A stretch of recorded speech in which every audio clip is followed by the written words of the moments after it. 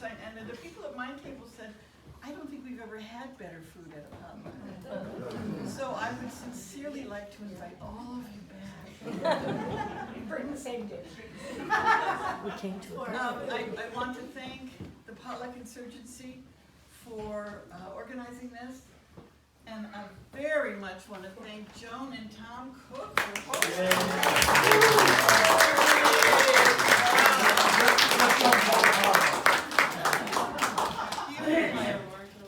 Wonderful, really I have to build appreciate an it. addition now.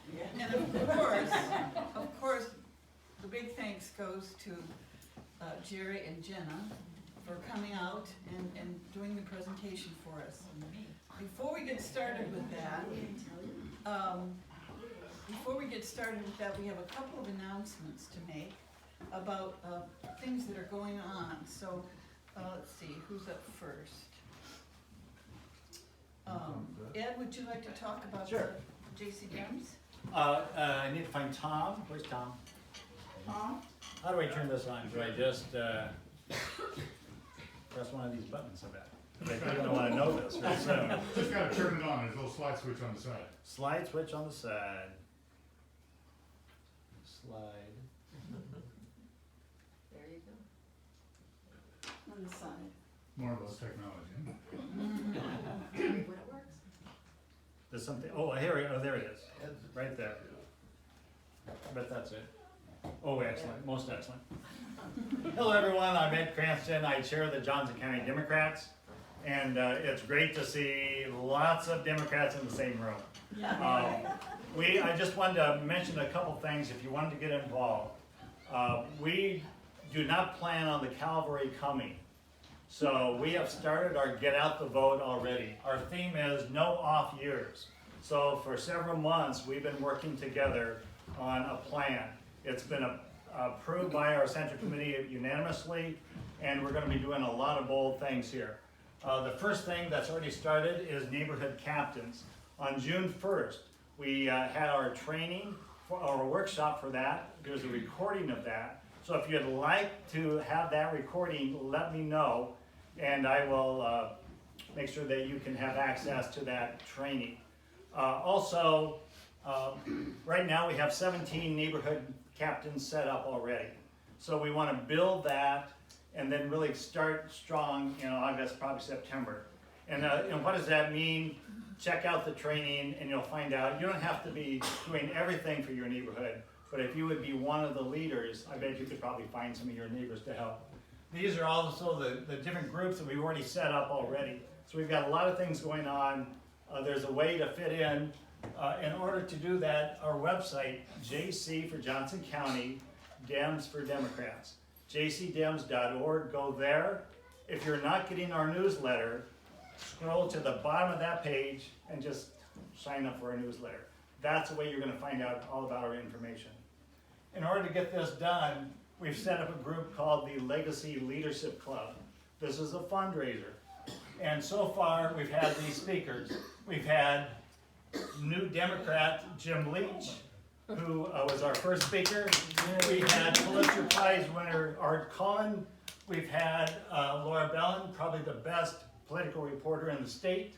We've had Lulac, Joe Henry, who's the political director for the Latino group. We've had our leaders of the House and Senate. And then coming up in July, we will have Todd Dorman, who he does wonderful columns in the Gazette. You've probably seen some of his articles. Tom Harkin will be part of our luncheon in September, and then in November we'll have former First Lady Christy Vilsack. How do you get involved with this club? Go to jcdems.org. There's a big button there, and just click on that. It'll give you all the details to be part of this club. So that's kind of all I've got today. But again, you probably all know Roseanne's email address because she invited you. So if you'd like to get involved with our neighborhood leadership training or anything, any questions, just go ahead and reach out to Roseanne. She'll get it to me. Okay, John. So what your message is that we are the cavalry. We are the cavalry. In fact, we can get this done. We've got actually our chair of this group, ran for governor of New Hampshire 3 years ago. He came here, his wife got a job at the university, he's here, he's heading up our Get Out the Vote group. Sarah Prenius, who is a phenomenal activist here, she's our vice chair, she's also a Potluck Insurgency person. Actually, there's a lot of Potluck Insurgency folks that are really parts of these teams. And in fact, I should do a shout out back to this neighborhood captains. I see Becky here. Becky is with the leadership group for the East Side Democrats. They are rock stars when it comes to getting the vote out. Yeah. Everything is personal, and if you do a good job, you get cookies. And so they're just a wonderful group. So again, great groups are going on. You want to be part of this. There's something you can do, you're going to be comfortable doing, and you're going to want to do it. And when it comes to November of 24, you're going to be glad you did. So thank you. Okay, Roseanne, next, if I can get up there. If you can, you can talk from there, but, well, you're gonna do it. I can do it. Thank you. Try not to step on anybody on my way. I was worried about being in their laps. Hi, I'm Roseanne Cook, another one of the founders and facilitators of Potluck Insurgency. And I'd like to first of all thank so many of you who helped and donated to the fundraiser that Potluck Insurgency did in March for the Iowa Democratic Party. I know some of you were there that day, and I think that day we knew that we had raised about $43,000, but donations kept coming in after the event, so I wanted to make sure you knew that in the end, we did exceed $50,000.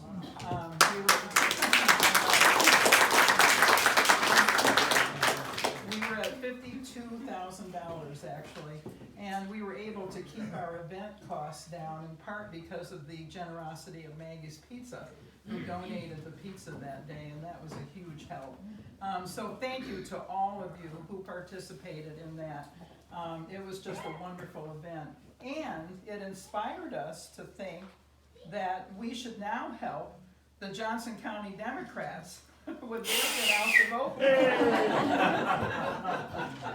And I'm afraid that people have high expectations of us now, folks. So get ready, to get that checkbook out again.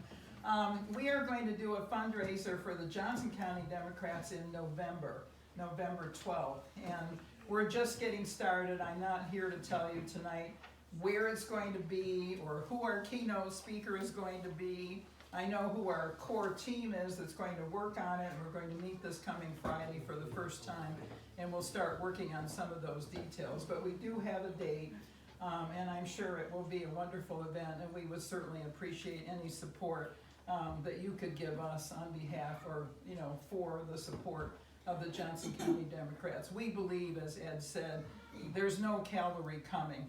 We've got to do it ourselves. We're not going to get help from outside. And I think that's right. I think you may remember, if you were at the event in March, that Rita Hart said that the IDP was going to prioritize helping counties where they don't have the resources of volunteers and financial resources that we have here. And I think that's the right thing to do. They should be helping counties that really need the help. And so I think we have a lot of people here who want to step up and get it done. So there is that, and then there were a couple of other people who asked about announcements for tonight. One I'll do on behalf of Adam Zabner, who is doing a fundraiser this coming Saturday is the 17th, right? That's a Saturday, I think. His is Jazz and Get Rid of Democrats. Something like that. That's not the exact title, but you get the idea. And it's going to be at the Get Rid of the Republicans.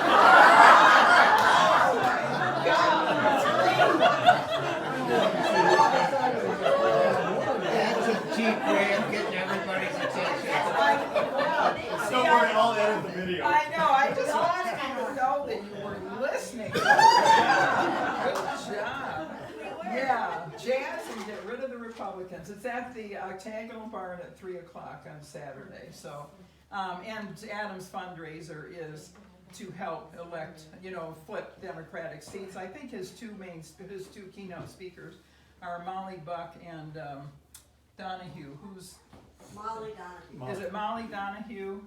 And there's two of them though that just in Iowa, representatives who just, And Heather Matson. and Heather Madsen, thank you, who just flipped Republican seats last fall. And so they're the keynote speakers for Adam on Saturday. Janice has a fundraiser coming up and she'll tell you about that in a moment. Also, the East Side Dems are doing a major event on Saturday the 25th, and Becky was going to say a couple of words about that. Hi, I'm Becky Spanos. I'm on the leadership team at the East Side Dems, and it's good that Ed told you all this information to start with, because we're working with the Johnson County Democrats to try and make sure we get a lot of Democrats out to vote in 2024. And I do just want to add that we shouldn't take it for granted that Johnson County is going to stay Democratic. The Republicans are very much targeting our county, so don't just assume we're always going to be blue. So we have to work hard to make progress. So we're having an event. There's some postcards that were by the sign-up table on June 25th. This is Sunday from 1 to 2:30 at Weatherby Park. We're going to be talking about how we're getting ready for 2024 and how we're kicking off that action. Janice will be speaking, Janice Weiner will be speaking, Adam Zadner will be speaking. Christina Bohannon's going to be talking about what she learned from her loss last year. So in addition to those speakers, then we'll be talking about what we're going to be doing to get neighborhood captains and get out the vote. So I hope you can make it. There are some of these postcards by the sign-up sheet, and I can give you more information if you need it. But it's just, you don't have to live on the east side of Iowa City. Everybody's welcome. Bring a friend. June 25th, 1 to 2:30 at Weatherby Park. Thanks, Becky. Thank you. Janice, can you come up here next? Well, Janice, you can either do it from there or from up here, whichever is better for you. Just do crowd surfing. And, let me, give me your full title to everybody. This is Senator Janice Weiner. We're so proud of her, our Potluck Insurgency person. We were part of, you guys part of a chunk of the original Potluck Insurgency team right here up front. So thank you all for being here today. You've already heard of some great events that are happening. One of my, Roseanne mentioned that Potluck's going to be doing a fundraiser for the Johnson County Democrats that we're going to be planning for November 12th. We've also brainstormed about other topics that we will probably have events on between now and next January, and that includes the truth about trans, reproductive rights, a legislative preview, and the plight of public schools in Iowa. So that's sort of what we're looking at. We don't have exact dates, we have ideas, but that's sort of that's the lay of the land. And because I'm like plugging myself, right? We, as Ed said, no off years. There's no off years for organizing. And by the way, I'm a neighborhood captain, so I'm doing that work too. All right. So if anybody lives in and around Iowa City 1, please talk to me. There are also no off years for fundraising. So I am, as Abner's doing a fundraiser next Saturday, I'm doing one on Sunday the 25th, and some of you I'm sure will get postcards in the mail. The focus of mine is reproductive rights.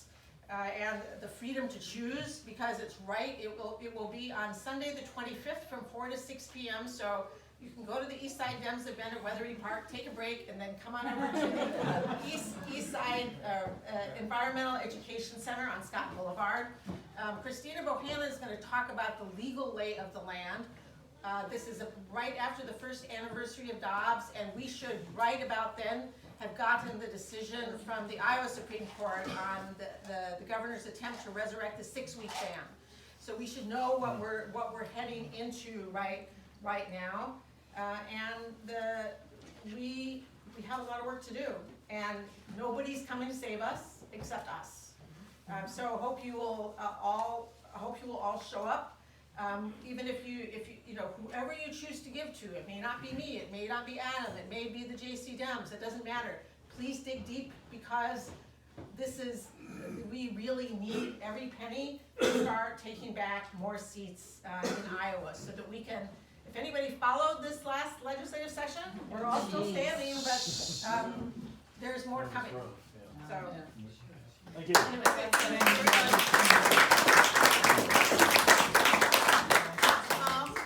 Would you be able to, do you wanna come up?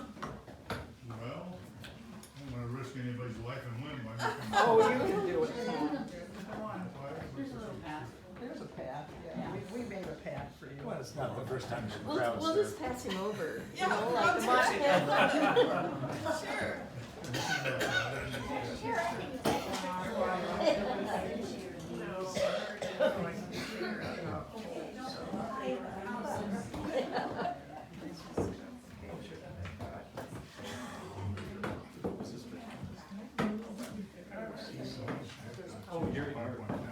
No, I don't need that. You're going to introduce? Yes, I am. Oh, I wanted to put his slides up first. This is open, and mine will be too for Jen.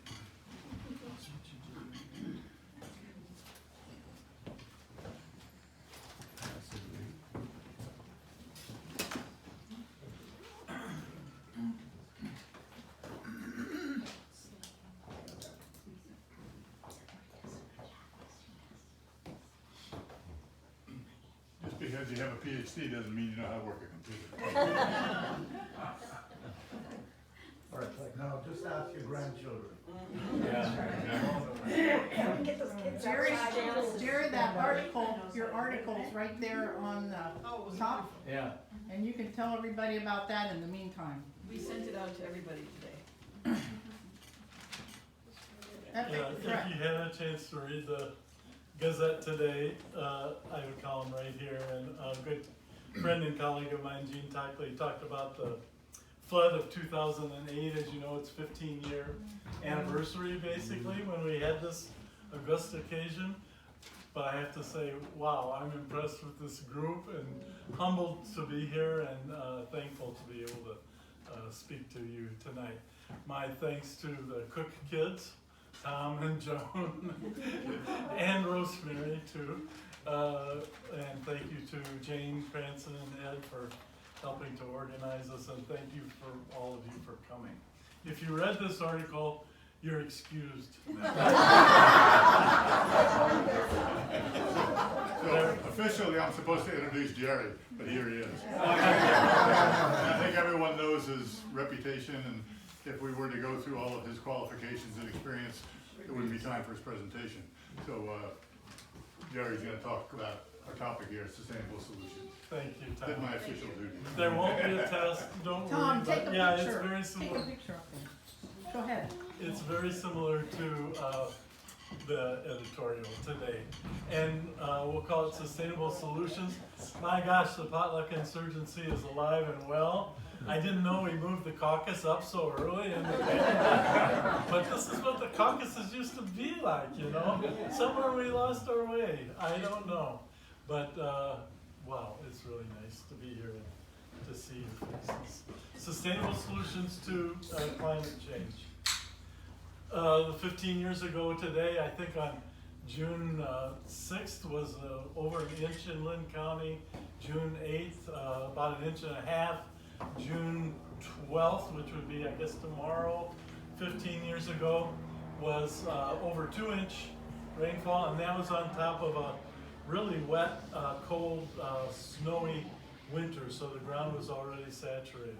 That last storm too, the 2-incher, came right down the Cedar River Valley. It was north, the orientation of the storm had a lot to do with this record-setting flood that you're looking at here.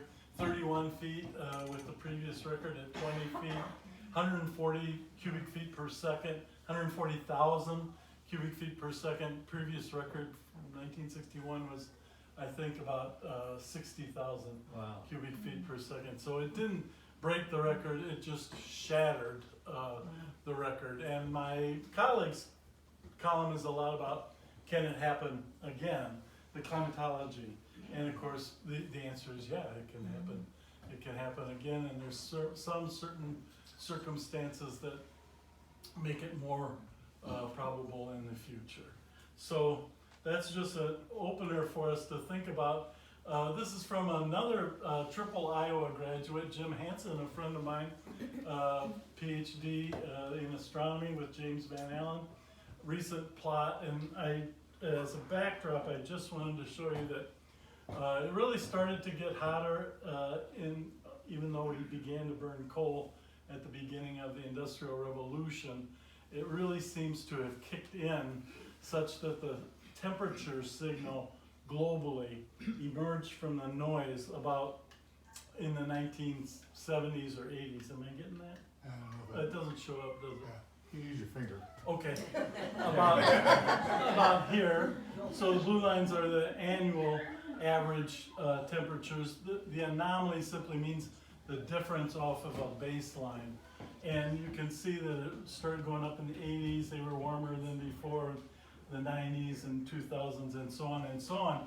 Actually, it's been a linear increase in temperature globally, about 0.18 degrees Celsius. That's, I think, about a third of a degree Fahrenheit each decade is what we're average over the whole Earth, average over all the seasons. That's actually a lot of warming. And so if we continue along that path, that's the dashed green line. That's the 1/3 of a degree Fahrenheit warmer each decade. But a lot of the models now would indicate that we may be beginning an accelerated warming, making it worse because we haven't begun to decrease our emissions yet. We still haven't had that worldwide party where emissions from the fossil fuel age begin to decline, still increasing, more than about 2% this past year.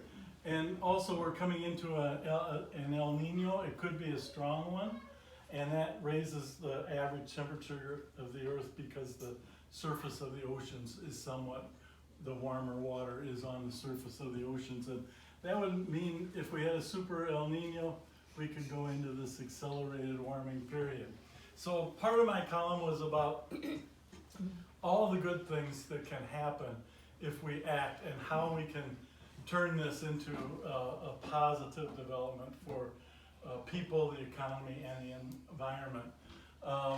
But it may get warmer before it improves. And part of the column was about the decades long, the climate system is slow. And the greenhouse gases that are up there are gonna stay for more than 100 years. So each year you can kind of think of it that the warming we're getting now is from the fossil fuels and other things that we did, let's say on average 50 years ago. And so that has already preset things. Even if we could stop all emissions tomorrow, it would still warm for a decade or so. And so it's the decades, that's where our grandchildren come in, and more about that in a minute. So I proposed 10 solutions in the column, but I mixed them up here. So I want to start off with, you may have seen all the reports on 60 Minutes and others of trying to suck carbon dioxide out of the atmosphere. Which is the most important greenhouse gas. And trying to do that with big fans, it's a difficult proposition because it's a trace gas. It's only 420 parts per million in the atmosphere. But nature made a natural solution for us, and that is to plant trees. Plant trees like crazy. Eventually, they will reach climax and they won't take carbon dioxide out of the atmosphere anymore, and we would have to harvest them, find a good use for them.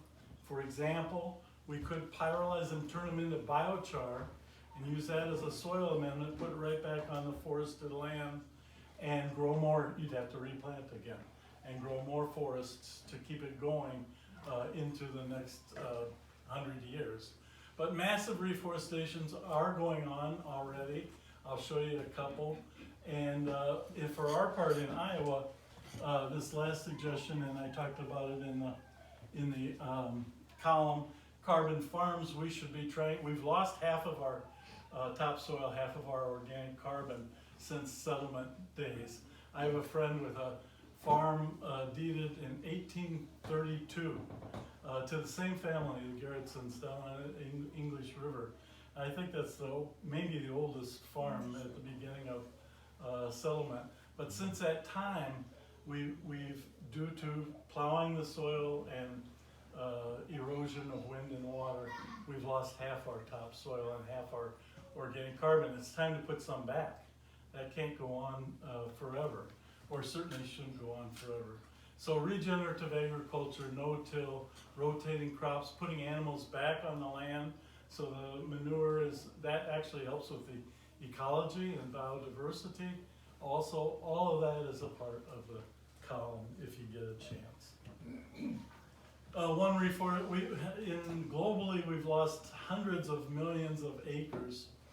Here it shows 300 million hectares.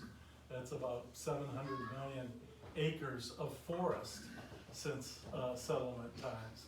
And China is trying to reestablish that Great Green Wall there. They've made some progress to keep the Gobi Desert out of Beijing, but that's just one example of a reforestation project. Our role is the regenerative agriculture part, but this is another possible solution. The African Union, I'm proud to say, some 20 countries are involved with the Sahel and trying to reforest the edge of the Sahara Desert, which has desertification. It's increasingly grown larger through the years, and trying to fight that with reforestation. That's a nature-based, natural solution. We should be doing it on a even grander scale than what we've thought about so far. You know, we need to electrify everything, well, almost everything. I think I said in the column, there may be some exceptions, but we need to electrify everything with renewable energy. Some of you may remember Dennis Hayes, who was the co-chair of the first Earth Day back in 1970. There's a quote I'm fond of. He said, and it's true, I've actually checked, there's no country which uses more electricity than falls on their buildings every day. So if we just put solar cells on all of the roofs, we would go a long ways towards solving our electrical needs. And so when we electrify everything, we'll need to have a smarter grid in order to carry a bigger grid to carry all that electricity. If we all went to electric vehicles tomorrow, you'd need a new substation in your neighborhood. We are talking about a lot of electricity in order to run an electric vehicle. We have to reinvent is the word I used in the article, reinvent our whole infrastructure in order to pull this off. But think of the jobs and think of the industry and manufacturing that will be needed to do that. We will do it with solar energy and we'll do it with wind energy. In Iowa, we're already up to 60% of our electricity is coming from wind. We've done a remarkable job in that way. But solar is the missing piece. We really need to build out solar because, you know, the wind blows well in the winter and the spring, early spring months, but the sun isn't shining very much. But the sun shines right at the right time now when we need air conditioning and we have peak electrical loads. The two together go together so well, like hand in glove. And we need to build out the solar in Iowa. We need to somehow, when you've got a lot of intermittent power, both wind and solar, sometimes the wind doesn't blow, sometimes the sun doesn't shine, so you have to have some storage capabilities. And we'll do that with advanced battery technology. The cost of battery storage has come way down. In fact, the Duane Arnold Energy Center Phase 2 is already slated to have 75 megawatts of battery storage, 4 hours worth, on the Duane Arnold solar facility there. We have 6 major solar projects planned, which will happen in Iowa, solar farms already at utility scale, 6 of them. Several of those are going to end up with battery storage. They have to in order to make it practical. So we're gonna electrify everything, we're gonna do it with wind and solar, and we're gonna store some of that energy in advanced battery storage. I also mentioned in this slide, I didn't have room in the article, but you can also store energy with hydrogen. So when you have a low load, let's say at night, you could use wind power. Our wind blows stronger at night than during the day, believe it or not, in Iowa. You could put 2 electrodes into water. We have one of my colleagues at Iowa is working really hard on advanced electrolysis to make it much more efficient. You make oxygen at the cathode and you make hydrogen at the anode, and presto, you've stored energy that wasn't demanded at that time as hydrogen. We can rework all of our natural gas pipelines. We don't need natural gas anymore. We'll rework our pipelines to carry hydrogen as a storage material instead of natural gas, fossil fuel. If we're gonna use batteries and all these other materials, we need to recycle them because it's a non-renewable material. We would be taking away from future generations their ability to be prosperous and to succeed. So it's called, in a lot of places, the circular economy. Ellen MacArthur Foundation actually developed the idea. It's very interesting work if you go just to ellenmacarthur.org. And the idea of the circular economy is that all of these batteries I talk about in the column, all of these batteries have to be recycled. Right now, Tesla claims they're up to 60% recycle. I'm not sure that's right, but the batteries are just now starting to come in from the older vehicles, and we have to be able to recycle those materials and create the circular economy. I talk in the article about our wind mills, our wind turbine, the blades, as you know, are made of carbon fibers and fiberglass and really high polymeric resins that are difficult to crunch apart, and right now they're mostly ending up in landfills. People who are proponents of circular economy said we should have never built those in the first place if we didn't know how we were going to recycle them. But now we have tens of thousands of these.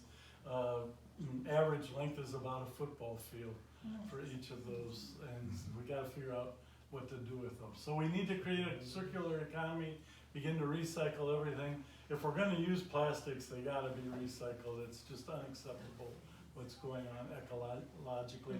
And there are health, we find plastic particles in us now too. We don't know, Tom and I are in occupational environmental health.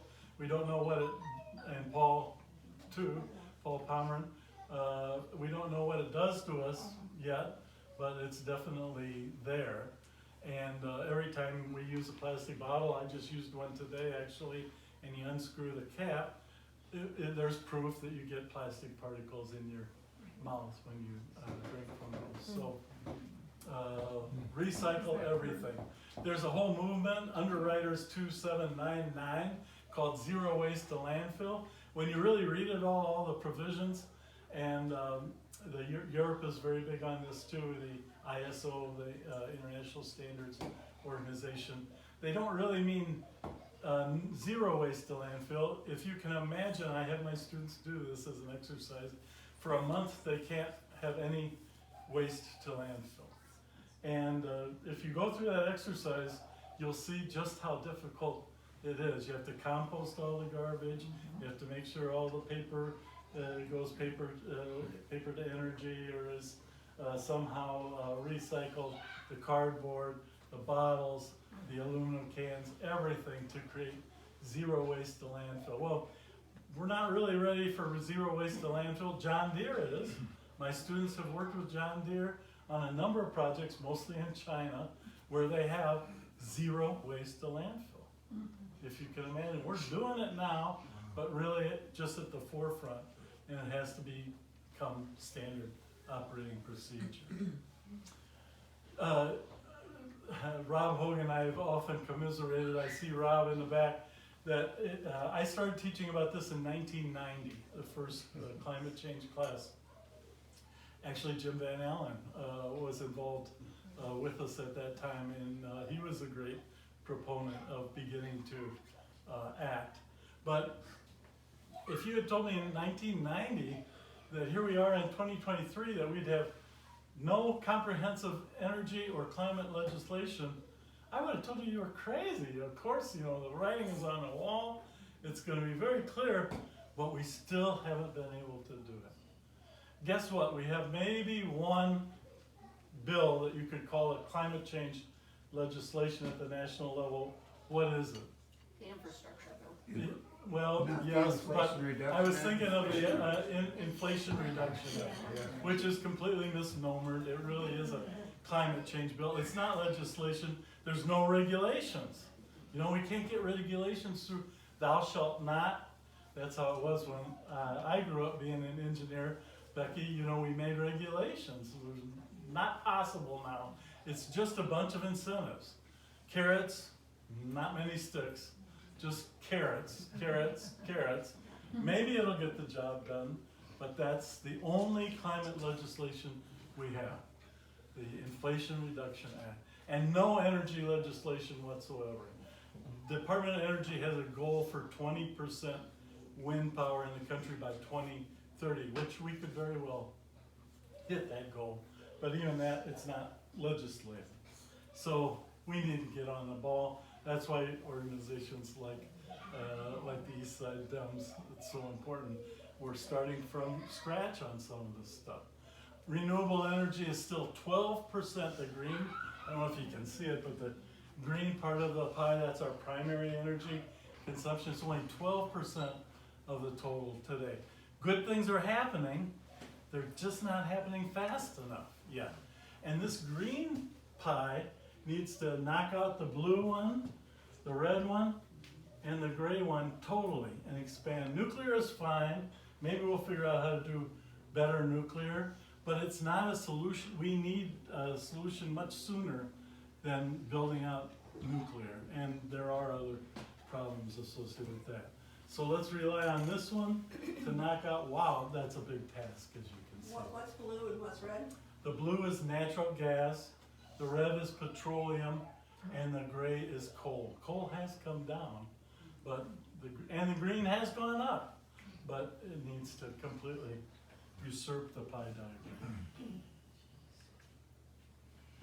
We, of course, need to adapt to climate change, and I talked with Todd Dorman and actually helped a little bit recruit the people that, it's a pretty good section. There's a special section today in the Gazette about the infrastructure that's been done in Johnson and Lynn County, mostly. It talks about those two, and it's remarkable.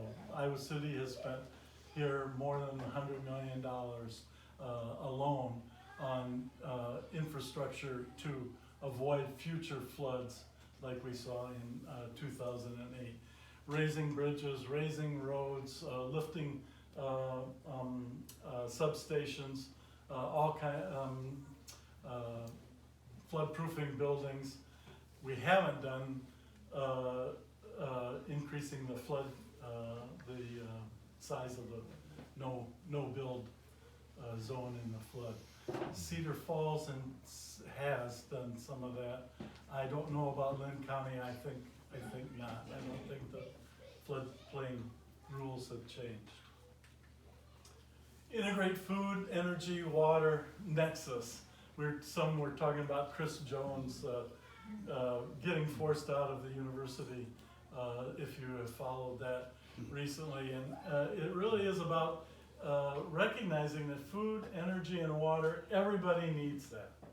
Every country deserves, it should be in the Human Declaration of Human Rights, 1948, United Nations, but it's not. But it should be, that we have a right to food, energy, and water security. But there's trade-offs between the two. we can't grow food and fuel and sacrifice all water and water quality. And I talk about that a little bit in the column. I talk about how in water-rich Iowa, where we get, when I was a kid, we said that I grew up in Davenport, that we got 32 inches of rain a year. Now it's more like 38 inches of rain a year on average in Davenport. But water that's really water-rich, we're blessed with rain-fed agriculture. Almost nobody has that. When rain-fed agriculture, and yet we're depleting our aquifers. The Jordan aquifer has been drawn down 200, 300 feet. The Silurian Devonian aquifer also has been drawn down. Here in water-rich Iowa, people don't know it, but we need to replenish our aquifers. We need to treat the water very highly, and it costs energy to push it back down into the aquifers, but that's one of the trade-offs. I mentioned here desalination. Yes, we can get water from desalination, but that should be that's the last ditch effort. We should do water reuse well before you ever get to the point of desalination. Of course, some of the students in my class, my Sustainable Systems class, tried to get the university to go to a meatless Monday. The legislature shut it down. Just meatless Monday, just one day. No way. No, We have no way. school districts that are doing it. So even a little bit less meat would help a lot in terms of the total food security. Yes. So what is the biggest cause of the depletion of the aquifers? Aquifers? Yeah. It's about triple-fold. One is for one of the biggest drawdowns is in Marion, and they don't have access to river water in Marion, and it's a rapidly developing community. For us, North Liberty is like that. There's no river in North Liberty, and it's growing very, very fast. So they're using all groundwater. Another one is ethanol plants. They use a tremendous amount of water. It's mostly groundwater. Another one is the how do you call it? The data centers. We have really a lot of data centers because they all want to claim our green power in Iowa, but they use an awful lot of water too. So both manufacturing and people, not too much in agriculture, although there are some farmers in northwest Iowa now thinking about irrigating. We have a small fraction, maybe 1% of land that is irrigated, and that could be a trend. And that was really bad for the aquifers, as you see. Biodiversity, we haven't talked about it, but it's the elephant in the room, so to speak, or lack of the elephant in the room. Maybe the extinction is 100 or 1,000 times greater than the natural rate of extinction. We're even losing insects. Yeah, I remember again as a boy when the mayflies hatched in the Mississippi River, you couldn't drive your car. It was so slippery with all the, that never happens anymore. Even driving at night, your windshield very seldom get very dirty. And I don't know if it's the bug zappers in the backyards, that doesn't help, but a lot of it has to do with, again, our land use and the way that we're using the land. Some good news on that front. We've passed a biodiversity framework treaty just this past year, 30% protection of marine and land.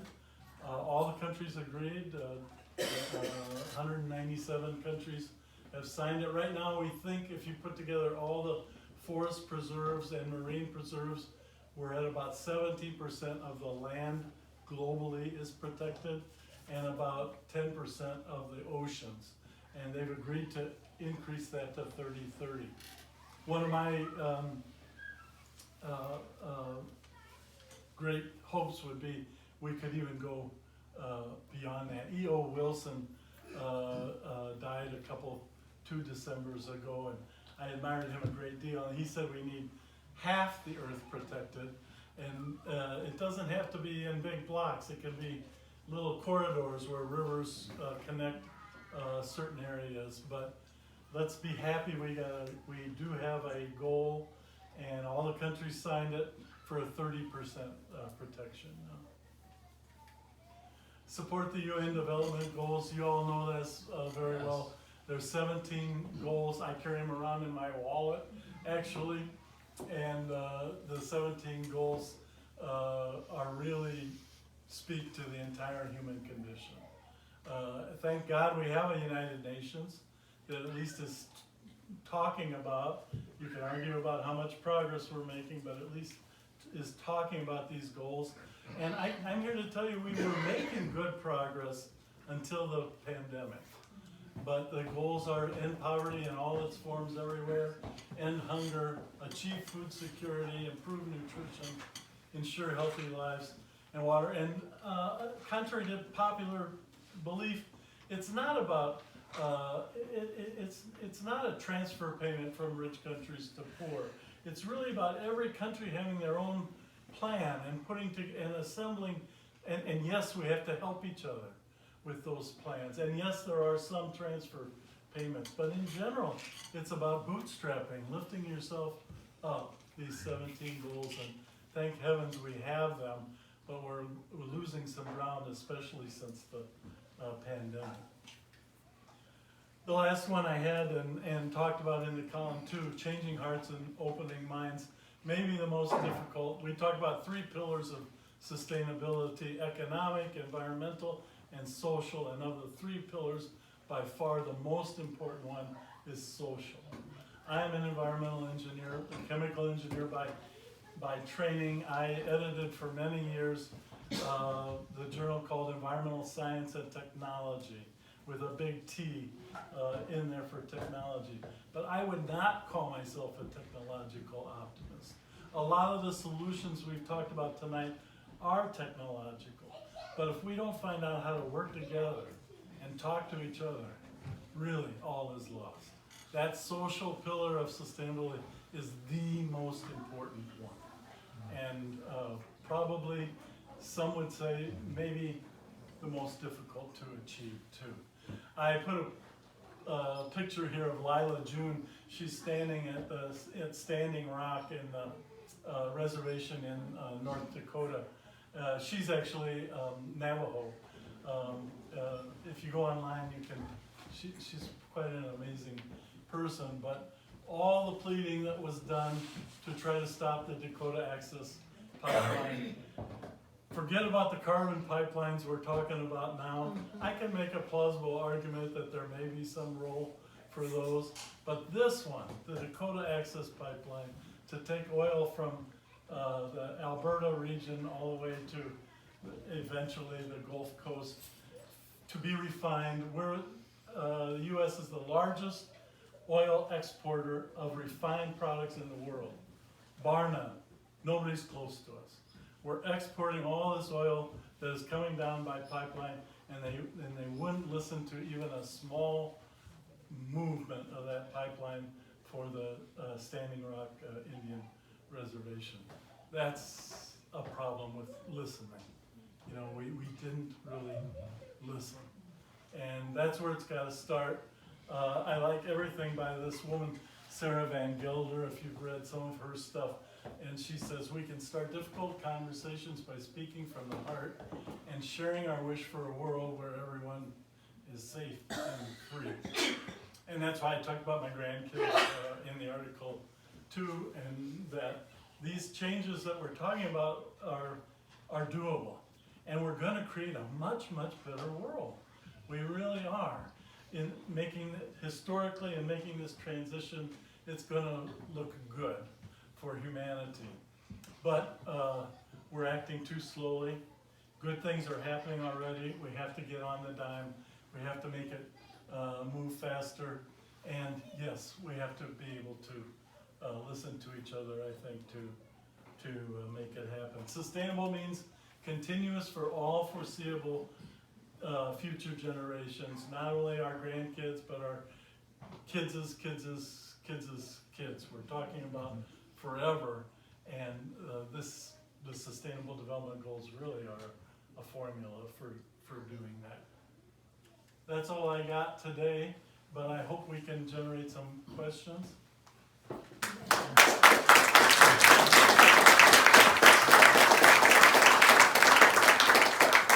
Jason. Hi, Jerry, thanks for talking to us tonight. I'm troubled by, I read that there are 2 railroad derailments every day, 2 a day.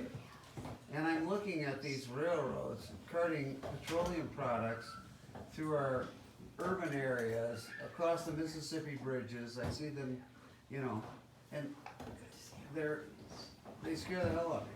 And so I'm wondering, how does that compare to pipelines and Oh, that's much transportation? more dangerous than pipelines, and if you're talking about moving ethanol, or that's how we're moving a lot of our ethanol, that would be a much more dangerous way to do it than with a pipeline. So isn't there a trade-off between pipelines and railroads? In other words, if you stop the DAPL pipeline, would that put that demand over to railroads, thereby making it more dangerous? You raise a good question. I'm not sure I know the answer, but if it did, that would be counterproductive. And can you, this is a complete different question, can you address yourself to the amount of pig manure that we have in the state that is equivalent to 40% of the adult population in the United States? And yeah, what we're doing about it, is there any digestive track we can take? The You don't trouble have is, to look and up? he talks about it in there, the manure management plans don't have a backbone in them. We have 23 million hogs, and that's equivalent of about 80 million people in population equivalent, so we're one of the largest poop states. He says we're number 1 and number 2. In poop, we're number 1. So the answer is we don't have enough, any kind And of. there's not enough land in the vicinity of the concentration is the problem. We could probably sustainably maybe do 23 million hogs if they were distributed better around the state, but they're really concentrated in the northwest and north central part of the state. And it's just, they don't have enough land to put all that manure on. The circular economy, it's good to put manure on land, right? But you can't put too much, and we're putting way too much on. And it's not regulated in the manure management plans because DNR is not in charge of it now. The governor has transferred it to Ag and Land Stewardship. Yeah, hold the book up again, Jerry. So, Yeah, so. What book is that? The Swine Republic by a friend of mine, Chris Jones, but he's the one who kind of got forced out of the university. All kinds of questions. Yes, you can. Oh, sure. Yes. Yes, Ed. With 100 million, with 100 million people being affected by smoke in this last week, and with that smoke coming from wildfires that are happening because of humanity-caused climate change, is not something like this an opportunity? I mean, the other side is better at branding. You can call something woke and all of that. Is this not an opportunity for branding, for messaging? You know, if smoke is getting in your eyes and you realize that it's because of fossil fuel, then maybe you do something. But how? I guess my question is, and you're not marketing and advertising person, but it seems to me we have an opportunity with this 100 million people being affected by the smoke. You raise a good point, and you know, way more health effects are confirmed and demonstrable and true due to air pollution than water pollution in general. And the air pollution, fine particles from the smoke, it's really bad on asthmatics and emphysema. And we know for a fact, ever since the Harvard 6 Cities study, we know for a fact, epidemiologically, when even a small increase in fine particles increases in the air, people check into the hospital and they don't come out. At the time, they die. And at the time, we didn't know why, because half of the deaths are cardiovascular, and half of them are pulmonary. You would think it would be pulmonary disease, but it looks like now it's all about inflammation. And the particles cause inflammation that cause heart disease and lung disease. So the epidemiological statistics are dramatic, that this is very dangerous. We don't have a lot of time, so I'm gonna ask everybody to keep your questions as brief as you can, so we can get as many in as possible. So I think you bring up a good point. I'm not sure I know how to do that. Yes.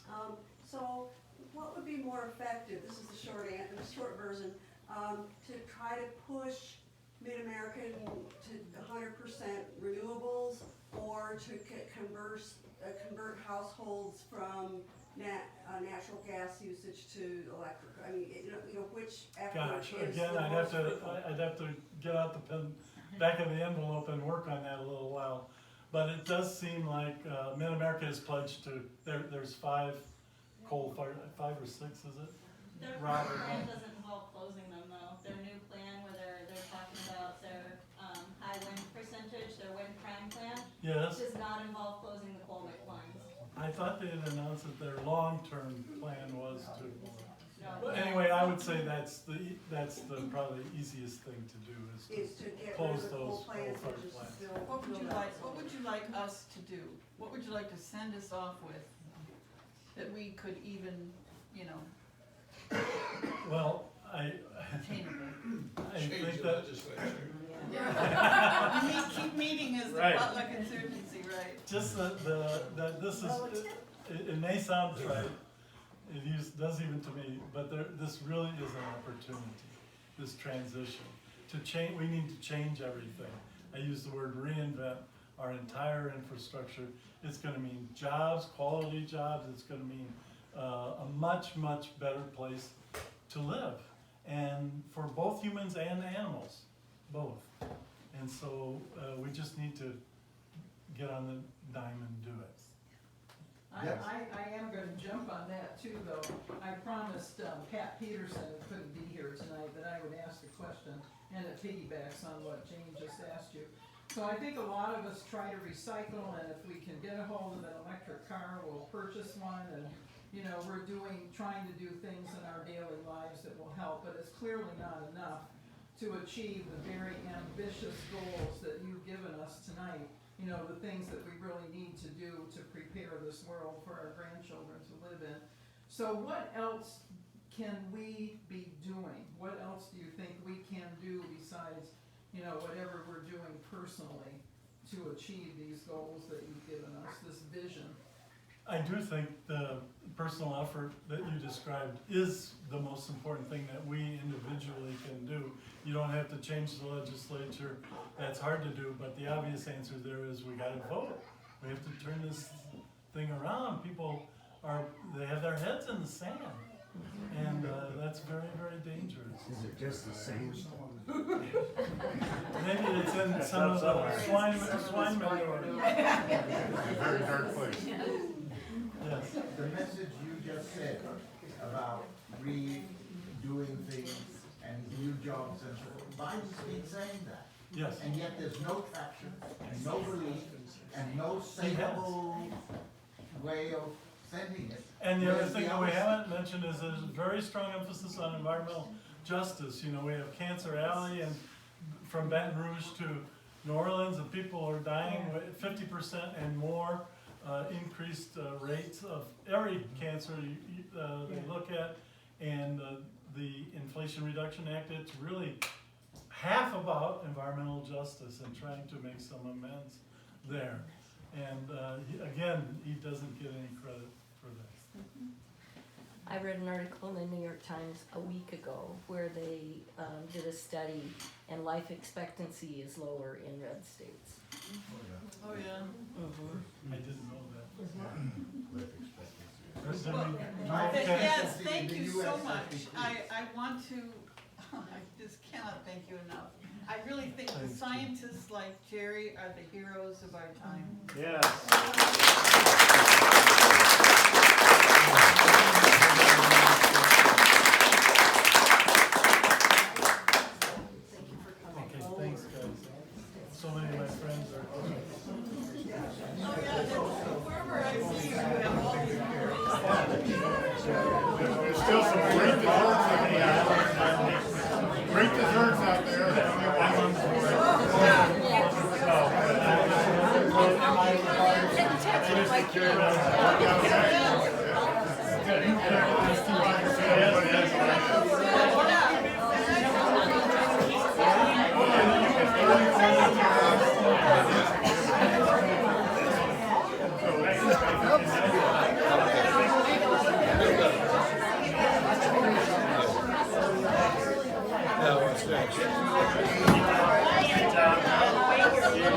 They're kinda tough.